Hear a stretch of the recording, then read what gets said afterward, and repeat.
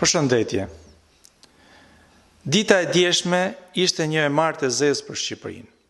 28 tetori nisi me një aksident tragjik në Vlorë, ku një 17 vjeçar që kthehej nga puna si kamarier u përplas për vdekje nga një makinë luksoze që me gjas i Zoti nuk e justifikon dot. Paraditja u shënjua nga një atentat me tritol në Shkodër ndaj një zyrtari tatimesh që e ekspozoi metropolin e Veriut, qendrën e artit dhe të dijes, si Palermon e Shqipërisë. Ndërkohë, tragjeditë nuk u ndalen, pasi në harkun kohor të 120 minutave, në Durrës një krye familjar u vra nga i biri, një turist në Berat u vra në sy të fëmijëve të mitur dhe në Tiranë një punonjës restoranti u vra në vendin e punës nga kolegu i tij.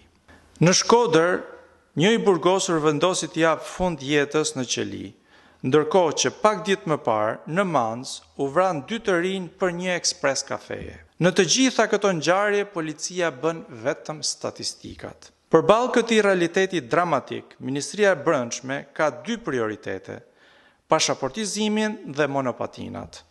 Ndërkohë që shqiptarët po vriten rrugëve dhe këto vrasje për qeverinë janë vetëm statistika.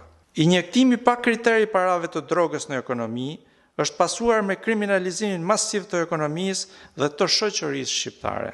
Sot një trafikant i droge nuk i kërkon askush llogari, as ku bleu 60 apartamente, as ku hapi 30 sipërmarrje dhe ky trafikant bëhet model i të rinjve. Krimi po dikton drejtor policie, po dikton kryetar bashkie, po dikton deputet dhe ministra, dhe kjo është dramatike për një vend. Në 50% të qyteteve shqiptare janë shkrirë prokurorit, janë shkrirë gjykatat dhe komisariatet. Policët në komunitet janë kthyer në shofer të trafikantëve të drogët, pasi shteti i ka tradhtuar. Qytetarët nuk e dinë se kush është drejtori i përgjithshëm i policisë shtetit, nuk e njohin shefin e komisariatit dhe as drejtorin e qarqeve. Ministria e Brendshme duhet të heqë dorë nga propaganda dhe të angazhohet seriozisht për rendin dhe sigurinë publike. Krimi po na merr zvarr të gjithëve dhe koha është për reagim të shoqërisë shqiptare, pasi nesër do të jetë vonë se në një vend ku mbretëron krimi, askush nuk ka më imunitet.